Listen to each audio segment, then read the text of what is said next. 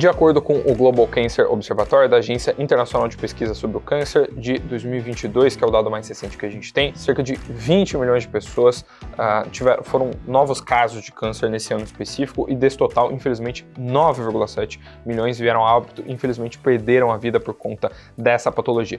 Indiscutivelmente, esse é um tema delicado, muito sensível. A gente tem uma vanguarda de médicos, tanto no Brasil quanto no mundo, no setor privado e no setor público, lutando contra o câncer, lutando contra esse tema, essa patologia. E a gente também tem gente dentro das empresas, dentro do setor privado, do mundo corporativo, com essa mesma missão. A Oncoclínicas, fundada lá em meados de 2010, se consolidou como uma das maiores empresas do setor de saúde brasileiro, é referência global, né, no tratamento oncológico e é líder na América Latina. Com mais de 600 mil procedimentos ao ano, são 144 unidades, 6 Cancer Center e um corpo de 2.900 médicos espalhados em mais de 40 cidades ao longo do Brasil. Desde 2021, a Oncoclínicas é listada na Bolsa de Valores sob o ticker aí ONCO3 e o valor de mercado da empresa beira os 2 bilhões de reais. E hoje eu estou aqui para conversar com quem lidera essa companhia, com quem é fundador e CEO também da Oncoclínicas e também é médico oncológico. Tudo bem? Bruno Lemos Ferrari. Prazer, muito obrigado. E para a gente começar o nosso papo, Bruno, você, além de empresário, CEO, fundador, você é médico oncológico também, né? Conta para a gente como é que se cruzou, né, a sua carreira de médico com empresários, como que a empresa surgiu há cerca de 15 anos atrás. Então, a ideia da Oncoclínica surge muito antes de 15 anos atrás. Ela surge quando eu fui fazer um estágio, uma especialização em oncologia clínica nos Estados Unidos, em Houston, no MD Anderson, um dos maiores centros de tratamento oncológico à época e continua sendo. E lá a gente enxerga que o tratamento do câncer já era, nos Estados Unidos, feito à época, feito de uma maneira integral. O que eu quero dizer? Uma única instituição cobria toda a jornada do paciente, do diagnóstico até cuidados paliativos, ou do diagnóstico até o controle pós-cura da doença. Cura. Então, ali vem essa primeira ideia que aquilo era possível ser feito no Brasil. Então, foi a primeira semente de que nós tínhamos que melhorar a oncologia brasileira e que era possível. E a segunda foi que na própria cidade de Houston eu conheci um médico que criou na cidade uma rede de clínicas oncológicas e que foi a primeira inspiração. Ele sempre falava comigo: Luiz Campos, é isso aqui que você tem que fazer no Brasil. Eu pensava em fazer na minha cidade, lá em Belo Horizonte, né? Então, mas a ideia foi tão boa que em 2010 a gente começa com a primeira clínica em Belo Horizonte, mais 6 médicos, 2 sócios, e dali a gente consegue expandir, disseminar a ideia de que era possível, com a escala, trazer escala para o tratamento, ou seja, trazer mais grupos, mais médicos, outras clínicas, e a ideia no início foi aquisições ou associações com essas clínicas, e com essa escala a gente poder ter a capacidade de ganhar poder de negociação, por exemplo, com a indústria de medicamentos, com as indústrias farmacêuticas, com as indústrias de equipamentos médicos e, obviamente, com esse mais poder econômico, poder incorporar os melhores protocolos, os melhores tratamentos, oferecer mais treinamento, atrair médicos jovens, desenvolvê-los, retê-los, e a gente vem conseguindo fazer isso aí ao longo dos últimos 15 anos. Então, no fim, as coisas acabaram acontecendo naturalmente. Então, foi um pouco da ciência que acabou se encontrando com o mundo empresarial lá atrás, ainda no final, em 96, 97, em Houston. Perfeito. E como a gente sabe que acho que a oncologia acho que talvez seja um dos nichos ali mais delicados de saúde e tudo mais, acho que é o que assusta mais as pessoas, como que é lidar com esse nicho em específico, e se tem algum caso, algo que marcou muito, tanto como médico como empresário? O que a gente procura fazer, e eu costumo dizer muito, Oncoclínicas é uma empresa que tem propósito. Então aqui o que a gente faz? A gente trata cada paciente como se fôssemos nós mesmos. Então essa questão, a empatia é uma coisa muito importante. Saber se colocar no lugar do outro, né, do paciente oncológico, é uma coisa muito importante. Oferecer uma integralidade, ou seja, eu costumo dizer também que o paciente oncológico não é o paciente de um só profissional.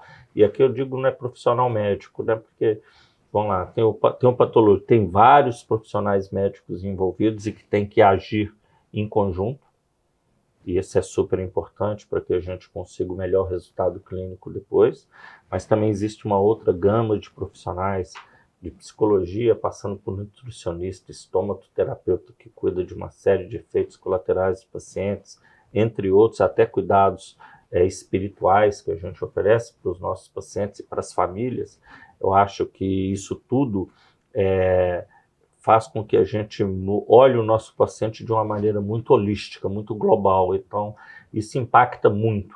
E assim, em vez de a gente conseguir impactar esse número enorme de pacientes, e, de novo, quando eu estava nos Estados Unidos, um paciente para conseguir uma opinião ou conseguir, né, desvendar, às vezes, ou conseguir uma opinião mais qualificada de um caso desafiador, tinha que ter uma condição financeira muito grande. Sair do Brasil, pegar um avião, fora as barreiras de língua, ir lá e procurar um médico, às vezes com todas as suas dificuldades.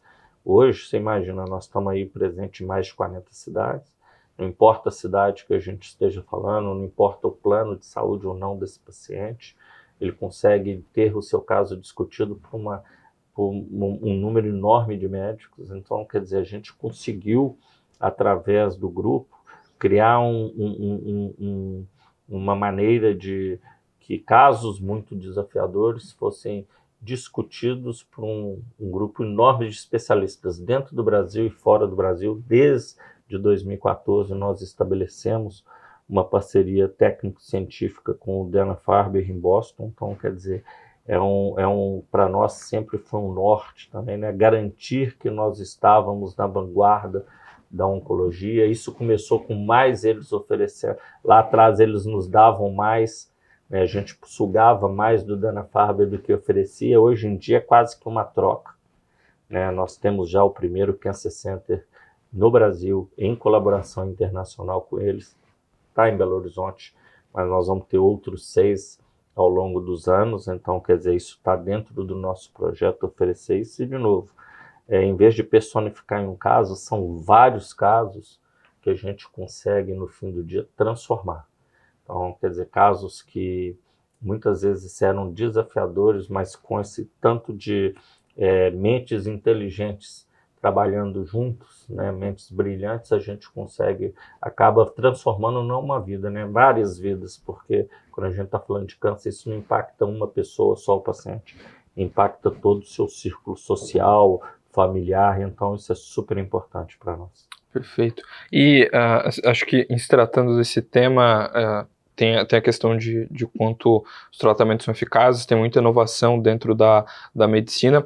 Hoje, dentro da tecnologia que a gente tem hoje, do tratamento de vocês que você citou, que é super integrado e tem uma série de questões, o quanto a gente conseguiu melhorar os índices de tratamento, de conseguir salvar mais pessoas em relação aos anos passados, e se o famoso tema da cura do câncer ele é palpável, a gente está próximo de ter um tratamento que tenha uma eficácia muito grande.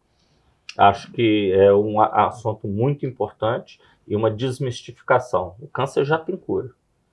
Então, acho que a grande maioria dos pacientes que vão nos procurar hoje vão ter o seu caso resolvido definitivamente. Pra você ter uma ideia, uma paciente com câncer de mama inicial, e hoje a grande maioria dos casos de câncer de mama que na prática privada a gente recebe são tumores iniciais, e a gente vai atingir níveis de cura em torno de 95%.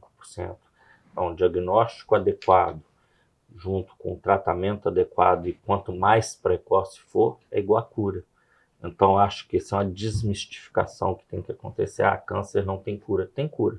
Costumo falar muito com investidores, né, como CEO da Oncoclinics, se aparecer uma vacina ou um tratamento que vai curar o câncer, o que vai ser da Oncoclinics? Já existe. Então, a gente já faz isso todos os dias. A gente já impacta positivamente milhares de vidas todos os anos, oferecendo a cura para eles. Então, esse é o primeiro aspecto. O segundo é que quanto mais a gente conhece a doença, e aí a gente vai até o fundo até o ponto do gene. Então, hoje existem uma série de tratamentos, de terapias específicas para determinada doença. Então, a gente conheceu melhor a doença, a gente passou a diagnosticar melhor, a gente passou a desenvolver drogas específicas para determinadas alterações daquela doença específica, que a gente chama de tratamentos-alvos, terapias-alvos, por exemplo. Então, a gente consegue cada vez mais ser mais específico, menos tóxico, muitas vezes, e, obviamente, mais assertivo e oferecer mais cura. E se não for, e muitas vezes, quando a gente não cura, e a gente consegue até cronificar. Então, pacientes que tinham um período de vida muito curto por causa da doença, hoje a gente tem pacientes que vivem anos a despeito de estarem com a doença, ou em atividade, ou entram em remissão por causa desses tratamentos. Então, a oncologia, apesar de ser recente, uma especialidade recente, ela avança muito nos últimos anos, principalmente na última década. Então, de terapias-alvo, imunoterapia, uma modalidade de tratamento na qual a gente faz com que o próprio sistema imunológico do paciente trate, combata a doença. Quer dizer, a gente ganhou um arsenal terapêutico muito grande. Obviamente que aqui o importante é a gente saber quem precisa do que na hora que precisa. Eu costumo dizer que um paciente que tem que receber o tratamento certo, na hora certa, pelo tempo certo. A gente, como grupo, e aí pensando como sustentabilidade, a gente ser adequadamente remunerado para isso e, obviamente, que manter todo esse sistema equilibrado, que é custo-efetividade, oferecer para o paciente certo aquilo que ele precisa na hora que ele precisa. Isso vai ser a maneira mais adequada de a gente conseguir manter todo esse sistema e atingir um maior número de pacientes. Perfeito. E falando um pouco mais sobre o business de vocês, né? Você está ali como CEO e fundador, né? Às vezes isso é um pouco inusual em companhias, especialmente quando cresce muito, vai para a bolsa. Às vezes a persona que fundou delega aquilo para outra pessoa, às vezes fica num cargo de chairman e deixa outro executivo, ou acaba tendo mais sócios. Como é que é comandar oncoclínicas há tanto tempo e como é que é para você essa decisão de todos os dias ser ainda a pessoa que administra, a pessoa que está à frente do negócio? Como a oncoclínicas o nosso principal motor são nossos médicos, nosso corpo assistencial, isso acaba sendo uma vantagem para mim por ter sido, sou médico, continuo sendo médico, não na parte assistencial, mas no entender e no lidar todos os dias com os nossos colegas médicos. Então, temos uma série de sócios médicos, então isso ajuda muito. Mas a companhia tem que levar em consideração que a Oncoclínicas é uma companhia jovem, nós temos só 15 anos.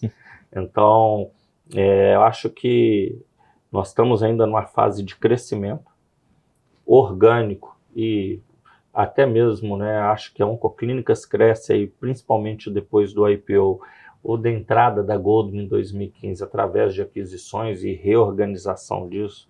Então, existiram uma série de processos que a gente acabou implementando depois de 2015 para cá, que exigiram não só capital, mas também conhecimento técnico-científico da área, que acabaram favorecendo, eu era chairman da companhia, depois do IPO eu volto para a posição de CEO, para quê? Para que a gente conseguisse acelerar não só esse crescimento, mas também implementar uma série de processos que o meu conhecimento específico da área acabou sendo super importante. Obviamente que isso são fases, essa é uma fase que o fundador, o CEO hoje, são a parte ainda importante dentro dessa engrenagem, mas obviamente que, como toda companhia de capital aberto, a gente está aqui preparando toda uma linha dentro da companhia de pessoas altamente qualificadas que podem tocar a companhia dentro do seu processo operacional, eu cuidando sempre aqui da estratégia, de pontos técnicos e científicos específicos. Então, a companhia que hoje está com uma empresa de inteligência artificial em Boston, quer dizer, esse conhecimento foi importante para que a gente conseguisse fazer uma companhia de pesquisa clínica na Europa, na Espanha, que é uma das companhias hoje mais importantes em termos de desenhar e conduzir trials clínicos, e agora com essa expansão para o Oriente Médio. Então, quer dizer, é um momento ainda importante da gente estar presente. Perfeito. E olhando para ainda mais assim, dentro da operação de vocês e tudo mais, assim, eu me recordo que eu falei tem poucas semanas eu falei com o presidente da Associação Brasileira dos Planos de Saúde e ele estava me relatando o quanto inflação médica é uma pedra no sapato, que saúde é um dos poucos setores que você tem mais tecnologia, você tem mais custo em vez do contrário. Inflação médica, se não me engano, sempre fica pelo menos o dobro da nacional, né, mensurada pelo IPCA. Como é que é lidar com custos? Como é que vocês fazem para lidar com isso? Dentro da lógica do negócio de vocês, né, que tem que se manter rentável, tem que se manter saudável, gerando caixa. E hoje, qual que é o momento de mercado de vocês, né? Vocês, salvo engano, fizeram um ciclo de investimento relevante nos últimos anos, né? Então, nós temos incorporação de tecnologia fundamental. Então, nós temos um núcleo de avaliação de tecnologia. A gente incorpora aquilo que realmente tem impacto para o nosso paciente. A gente tem que lembrar, quando eu comecei a oncologia, nós tínhamos 50 drogas para tratar todos os tipos de tumores, 50 medicamentos. Hoje a gente tem mais de 500. Muitos desses tratamentos para tratar a mesma doença. Então, farmacoeconomia, ter um grupo de farmacoeconomia dentro do grupo, uma avaliação se aquilo é importante ou não para determinado paciente ou determinado grupo de paciente, é super importante. Ter uma oncologia, a gente fala isso com muito orgulho, protocolizada, ou seja, para 80% dos pacientes que têm uma doença específica vão receber, de um modo geral, o mesmo tratamento. Acho que isso é super importante. E é individualizado, porque a gente determina características ou pré-condições para que ele receba aquele determinado protocolo. Quando você começa a fazer isso, junto com o ganho de escala, você traz custo, né? Você passa a ser custo eficiente para quem te compra o serviço. E você, ao mesmo tempo, está oferecendo para o paciente aquilo que ele precisa. Então, para nós não é uma coisa separada, é tratamento certo, custo efetivo e a gente tentando manter o sistema equilibrado a despeito de tudo que vem de tecnologia, de mais complexidade, mas saber utilizar é o mais importante, é como eu te disse, é o tratamento certo, para o paciente certo, na hora certa, pelo tempo certo.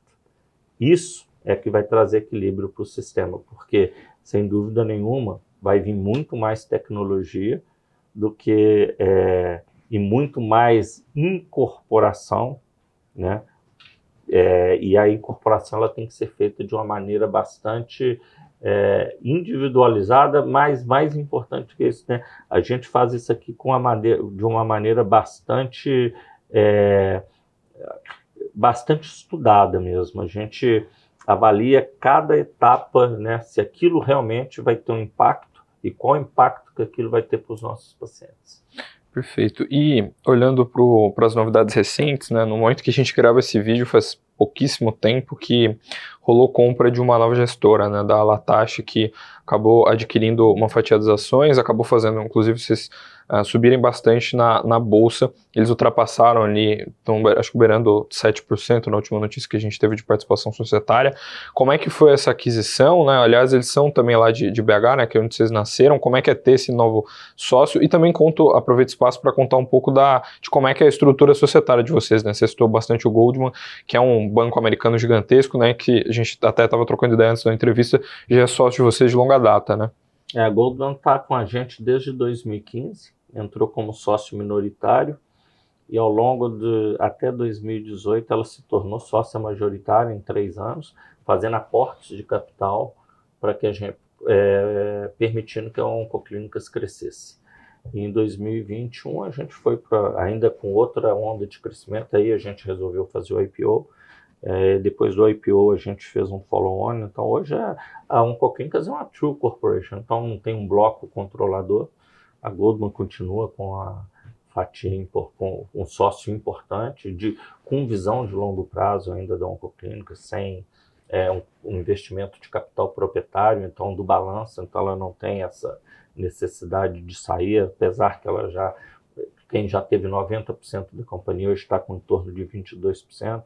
Ela trouxe com ela um investidor também que ela fez outros investimentos em outros setores com ela, que também tem aí seus 12%, 13%, que tem uma visão de longuíssimo prazo da companhia. Tem o próprio Banco Master, que juntos, eu e o banco, fizemos um aumento de capital em maio, junho, que foi super importante para a companhia, para melhorar a nossa estrutura de capital. Então, acho que acabou fortalecendo ainda mais os fundamentos.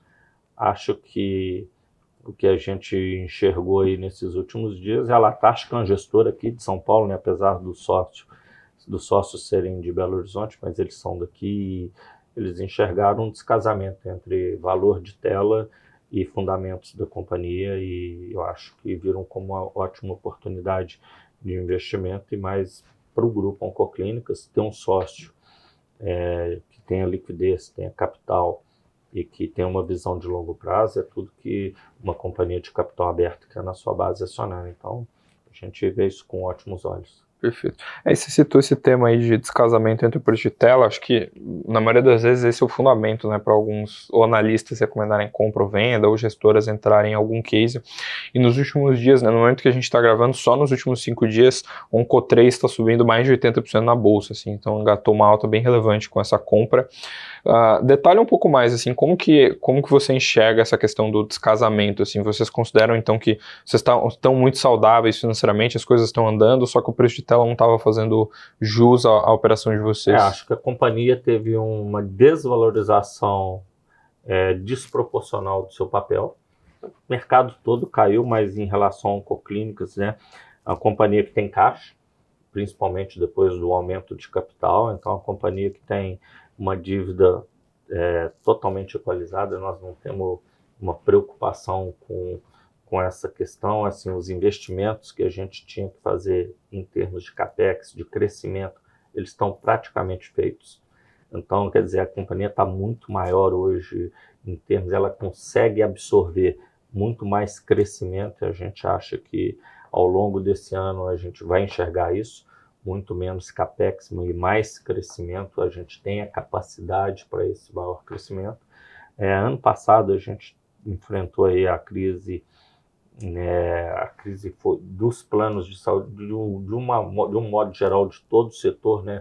Um setor estressado. Nós tivemos um caso específico que foi a mudança de comando, né? Unimed Rio passando para a FERJ, isso acaba afetando um pouco a Oncoclínicas, que era a Unimed Rio como um grande pagador, e a FERJ continua, mas não na mesma proporção. Quer dizer, o grupo tomou a decisão de priorizar, né, a geração de caixa, de priorizar a desalavancagem ao crescimento em algum momento, que, de novo, esse ponto, acho que a gente começa a deixar isso para trás, obviamente que sempre fica uma cauda, mas a gente continua enxergando a companhia como uma companhia de fundamentos muito fortes, num mercado que só vai crescer, infelizmente, do ponto de vista para o paciente. A incidência de câncer vai aumentar.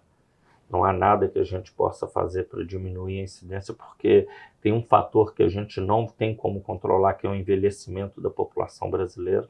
Então, no nosso caso específico, a tendência é que o número de casos de câncer aumente. A gente continua ganhando market share, a gente continua estabelecendo parcerias com planos de saúde que passam a enxergar Oncoclínicas, principalmente no momento de estresse, como um prestador de serviço custo-efetivo.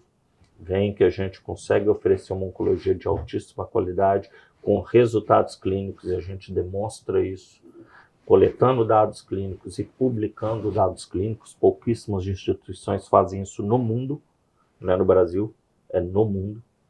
Então, quer dizer, a gente fala que faz bem e a gente demonstra que faz bem. Ao mesmo tempo, faz isso de maneira custo-efetiva, protocolizada, dando previsibilidade para quem está comprando o serviço para a gente e garantindo para o paciente que nos procura e para os profissionais que trabalham para a gente que aquela prática é absolutamente adequada para aquele paciente. Então, eu acho que, do ponto de vista de curto, médio e longo prazo, a Oncoclínicas está super bem posicionada, e é por isso que a gente enxerga um total descasamento do que está na tela, do que tá na tela e do que a companhia tem para oferecer. Mercado é mercado, visões são visões, nós temos uma visão de longo prazo, nós não estamos aqui para entregar resultado a cada trimestre, obviamente que a gente tem que demonstrar e faz parte da companhia de capital aberto demonstrar isso mesmo, é transparência, né, faz parte do todo o compliance, a gente vai continuar fazendo, zero de problema, mas nós temos uma companhia para criar e a gente tem uma visão de que a Oncoclínicas tem um futuro muito próspero pela frente. Perfeito. E você citou ali no ponto de desalavancagem, né, que eu acho que quando eu li alguns relatórios de bancões gringos, assim, de sell side, era um ponto que o pessoal mostrava muita preocupação e vocês fizeram um trabalho muito grande de desalavancagem no acumulado de 2024, né, no último resultado que vocês publicaram, que foi do terceiro TRI do ano passado, né, de 2024, mostrava caindo ali. Vocês começaram o ano com 3,8 bi de dívida líquida, caiu para 3 bi, e a alavancagem, que era de 3,9 vezes o EBITDA, caiu para 2,7. Então vocês tiveram um trabalho muito relevante. Que medidas que vocês tomaram para ter essa desalavancagem? Como é que tem sido esse processo? Se a expectativa é de que a companhia continue e reduza ainda mais esses patamares? Isso é no momento de estresse, no momento de que as coisas tão ruins, a primeira coisa que a gente fez foi olhar para dentro de casa. Então a gente olhou no espelho em vez de olhar para a janela. Então, o que a gente pode melhorar aqui? Então, trazer eficiência para dentro de casa, eficiência operacional. E fizemos vários movimentos, um deles importantes, uma terceirização do nosso centro de serviço compartilhados, para que centro que está trazendo, fizemos a primeira fase e estamos implementando a segunda fase, que está trazendo uma eficiência enorme, por exemplo, em ciclo de conta, controles, contabilidade, jurídico. Então, isso é uma coisa especial para dentro do grupo e que vai se refletir em custos menores. G&A todo dia, um grupo trabalhando para que a gente não tenha desperdícios, obviamente que isso acaba refletindo em maior capacidade de investimento e, obviamente, procurando oportunidades fora para trazer mais receita. E aí é tentar e procurar demonstrar para quem compra o serviço da Oncoclínicas, para principalmente as fontes pagadoras e para os pacientes que nos procuram, que a gente é custo efetivo, que a gente faz uma oncologia de altíssima qualidade. Então, aí é olhar um pouco pela janela as oportunidades lá fora, mas a gente fez um trabalho de dentro de casa super importante que acaba refletindo agora nos próximos trimestres. A gente tem certeza que vai se refletir nos próximos trimestres. Bem, falando de internacionalização, né, vocês anunciaram a joint venture aí com a Al-Faisalia Group, né, que é ligado inclusive à família real da Arábia Saudita. Como é que foi ir para lá, né, e por que vocês decidiram ir especificamente para o Oriente Médio? O que chamou a atenção? O que vocês estão fazendo por lá? Outra oportunidade. Então, fomos convidados pela XP para um evento na Arábia Saudita. E lá a gente acabou conhecendo vários grupos e conversando sobre várias oportunidades. E um dos grupos que a gente acabou conhecendo foi o Al-Faisalia, que é um grupo que tem um laboratório de genômica lá. Eles já têm algumas atividades relacionadas à medicina, mas não à oncologia. E a gente acabou falando um pouco da história da Oncoclínicas, o que a gente fez aqui. Eles ficaram interessados. E na época falou, olha, acho que a gente tem uma oportunidade grande aqui, porque o que você está contando que você fez no Brasil cabe exatamente com o que eu acho que o Reino da Arábia Saudita está precisando. Vamos lá no Brasil ver um pouco disso. Vieram, visitaram várias operações nossas. Passado alguns dias, me chamaram lá de novo e falaram assim, se você quiser replicar esse modelo, e é um modelo que é replicável, porque você imagina, abrir uma clínica em Manaus, ou abrir uma clínica em Belém, ou em qualquer outro lugar, e abrir em Riad, para nós, é mais ou menos a mesma coisa aqui. Exceto, tem a questão da língua. Lá eles vão falar, lá o inglês para a parte médica não é um problema nem para nós. Então, para os nossos médicos, apesar que nós vamos... Imagina que a Arábia Saudita tem um corpo médico altamente qualificado em termos de oncologia. Quase todo mundo, se não os principais, treinados ou na Europa ou nos Estados Unidos. Um país que tem dinheiro, um país que tem estrutura médica adequada, mas O que a gente pode agregar? O processo, quando eles viram esse processo, essa cultura de tratar na integralidade, é o Brasil, é o que a gente viu para nós há 15 anos atrás. Então, poxa, estou enxergando aqui a mesma oportunidade, com uma vantagem para nós agora. O país quer, o governo quer, o sócio quer, os players locais, os hospitais, acham e querem fazer parcerias com a gente nesse momento.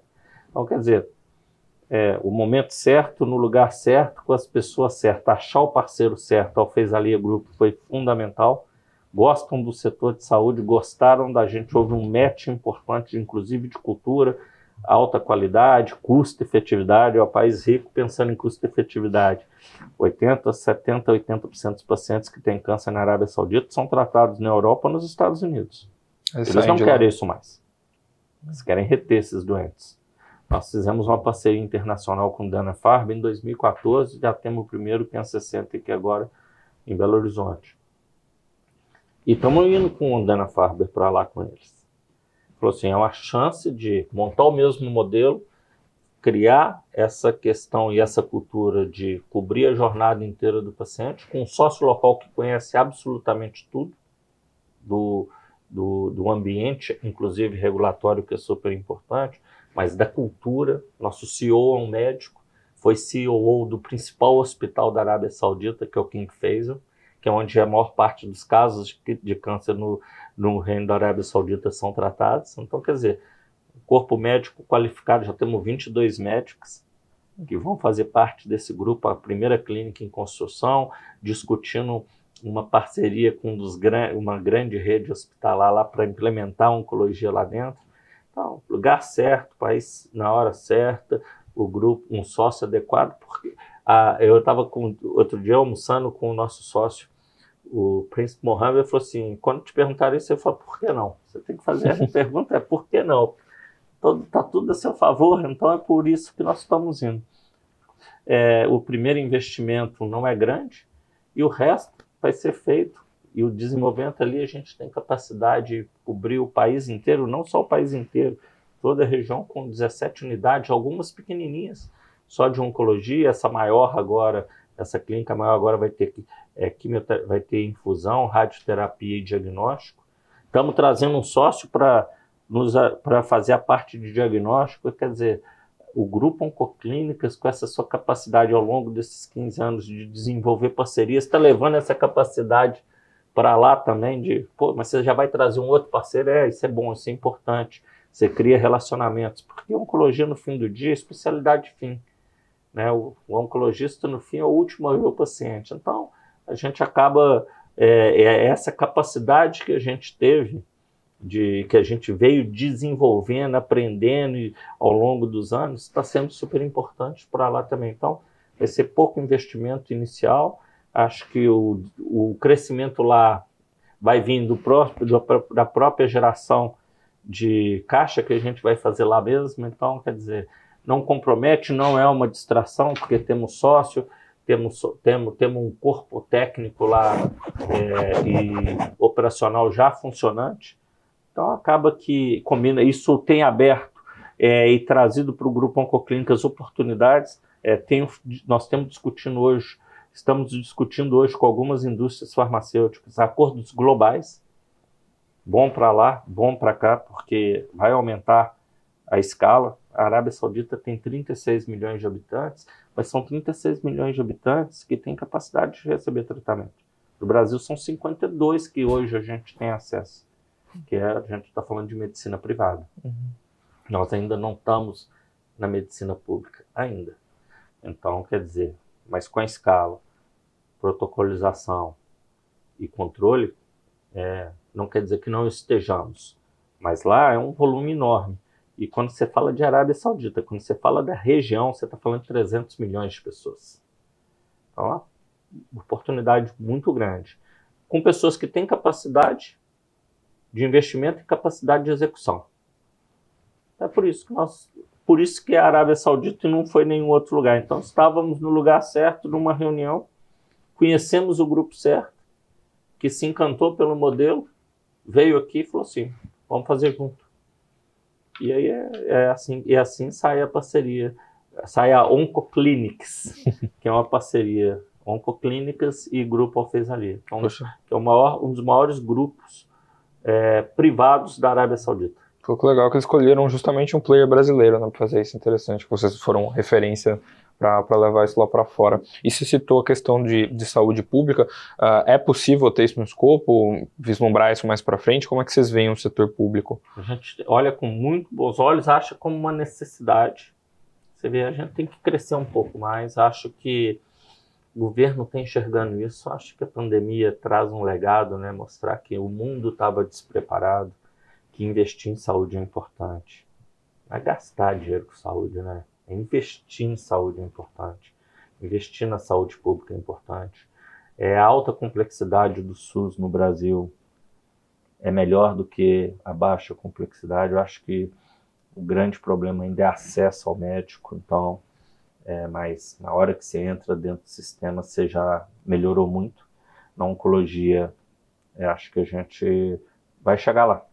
Então, acho que o grupo, eu costumo dizer que a colaboração foi um dos grandes legados entre grupos privados que se viam concorrentes dentro da pandemia. Acho que isso é um grande legado para a humanidade, né? Então, quer dizer, isso mudou o mundo. Entre privado e público. Eu acho que se a gente aprendeu com isso, está usando isso como lição e ver como é que a gente consegue incorporar isso dentro do nosso dia a dia, obviamente que tendo na mente que tem que ser qualidade, custo-efetividade, obviamente que tem que ser sustentável para o negócio. Perfeito. E voltando a falar um pouco mais sobre a operação, sobre o que vocês fazem, como que os novos campos dentro da oncologia, né, tipo imunoterapia, genética, essas inovações, esses personalizamentos do tratamento, eles contribuem para a melhora da operação de vocês e na luta contra o câncer? Quanto mais eu conhecer, quanto mais específico for, menos eu vou errar. Como é que era o tratamento antigamente? O paciente tinha o câncer, eu tinha um protocolo que era empírico quase. Vou dar esse protocolo, 30%, 40% dos pacientes vão responder, 60% não vão responder, aí a gente tenta outro.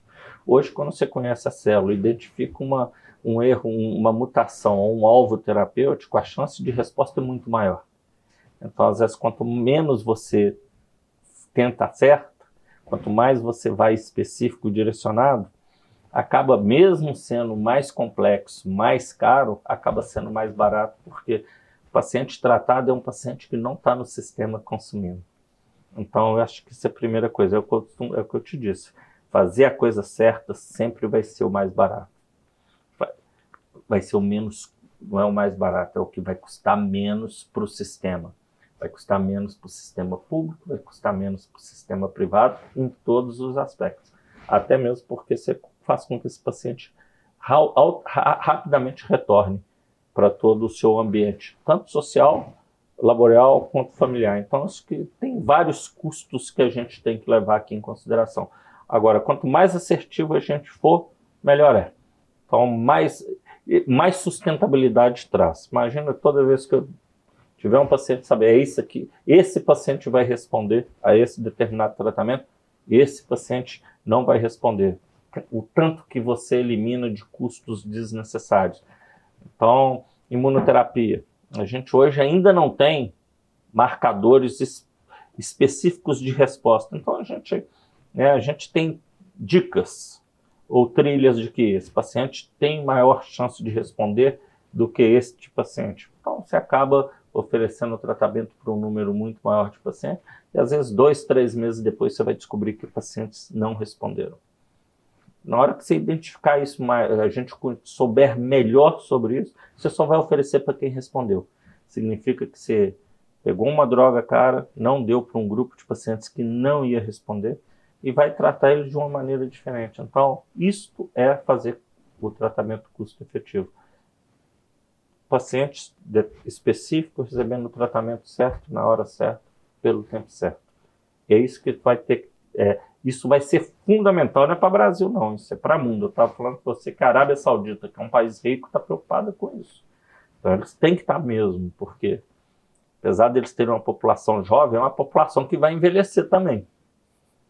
Então, câncer, essa é uma variável que a gente não quer combater, a gente quer que a população envelheça mesmo. Envelheça com qualidade, que a gente tenha capacidade de cuidar dessas pessoas, em todas as nuances que o envelhecimento traz consigo. Perfeito. E você bateu na tecla aí do custo, que eu acho que é um tema relevante para dentro do segmento de vocês, né, de saúde, e vocês têm investido em alguns modelos de negócios novos, né, que reduzem custos, aumentam cobertura e sem que se precise alocar investimento próprio. Dentro do que você pode falar, como que funciona o OC, né, OC de Oncoclínicas de franquias e o OC Acesso? O OC Acesso nós temos várias estruturas, várias unidades, ainda com uma certa capacidade ociosa. Então a gente procura usando até um pouquinho aí de inteligência artificial e alocação de slots, cobrir, né? Radioterapia, sábado e domingo, normalmente não operam. Uma fila enorme de radioterapia de alta qualidade ainda em algumas cidades para SUS, pacientes do SUS. Então a gente consegue suprir essa necessidade desses pacientes, por exemplo, realocando esses pacientes em períodos que a gente não tem as nossas unidades num funcionamento normal. Então, esse acesso, mesma coisa com diagnóstico e a mesma coisa com alguns tratamentos específicos. Obviamente que aqui o desafio tem um desafio de continuidade e financiamento, mas a gente tem trabalhado muito nisso. E OC Franquias é uma maneira importante do grupo aumentar a sua presença em cidades ou em localidades que a gente abriu uma clínica em São Paulo ou abriu uma clínica numa cidade do interior de São Paulo, dá o mesmo trabalho para a gente. Se ela é grande ou se ela é pequena, são os mesmos desafios. E ter numa cidade menor ou em cidades menores, mas que se serviriam muito bem de uma clínica oncológica com a nossa escala, é fundamental. Daí nasce o processo OC Franquias. Quer dizer, levar oncoclínicas com sócio local ou com sócios locais, nossa escala, nossa qualidade, nossos protocolos, sem que a gente tenha que fazer os investimentos, sem que a gente tenha que estar com os nossos olhos ali no dia a dia. Então, essa é uma maneira de a gente sair aí de estarmos em 40 cidades ou nas maiores cidades, para cidades de menor porte, oferecendo a mesma qualidade e para quem for nosso sócio, né, para quem tiver a mesma escala, ou seja, da viabilidade econômica, porque uma clínica hoje isolada, ela não tem a mesma viabilidade econômica que o grupo Oncoclínicas tem com a sua escala.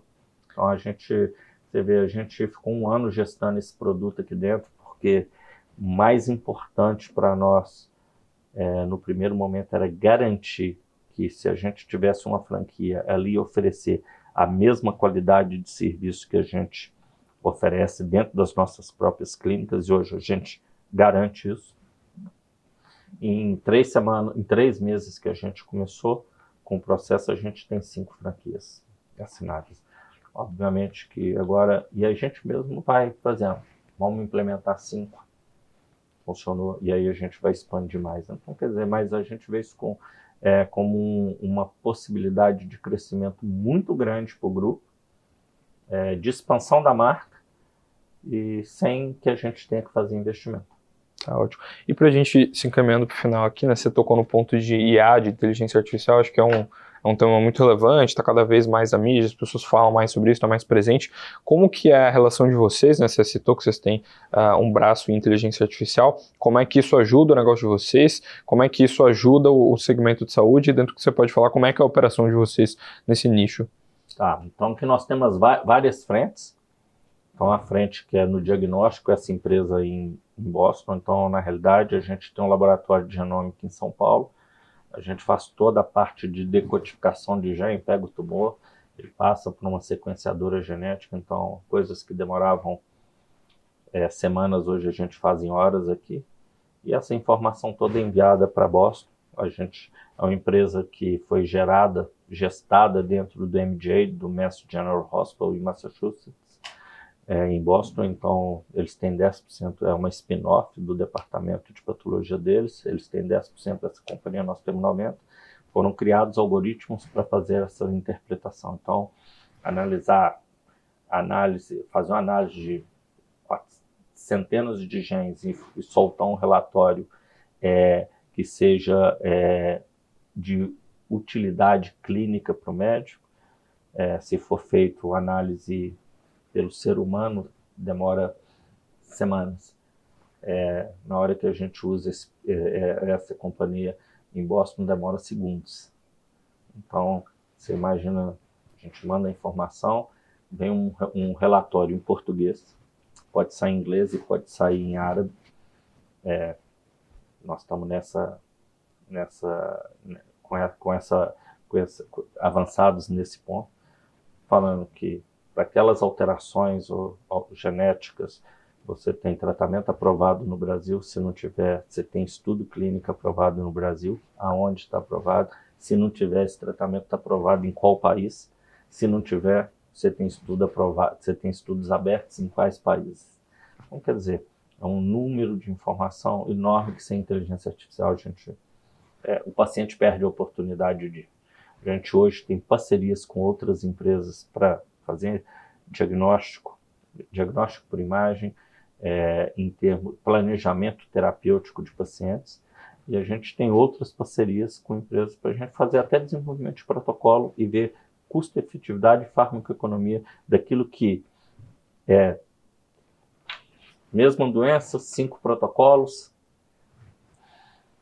eficácia, toxicidade e custo-efetividade para nós e para quem está comprando o serviço. Então, em vez de a gente ficar fazendo isso manualmente, hoje a gente tem um desenvolvimento ou parcerias com empresas que nos ajudam a fazer isso de uma maneira automaticamente. Mudou nossa relação comercial, mudou nossas condições comerciais com determinada indústria farmacêutica. Isso já vem quase que automaticamente, chama um alerta para a gente que isso pode ter que seja, essa prática pode, de um modo geral, a gente pode ter um ganho aqui de eficiência fazendo a mudança de prática. Tá ótimo. Sem prejudicar o paciente. Tá ótimo. Bruno, muitíssimo obrigado pela conversa, foi um prazer, e muitíssimo obrigado também para você que acompanhou até aqui. Sempre um prazer ter vocês da audiência. Lembrando, engaja aí, deixa o seu like, deixa a sua opinião nos comentários.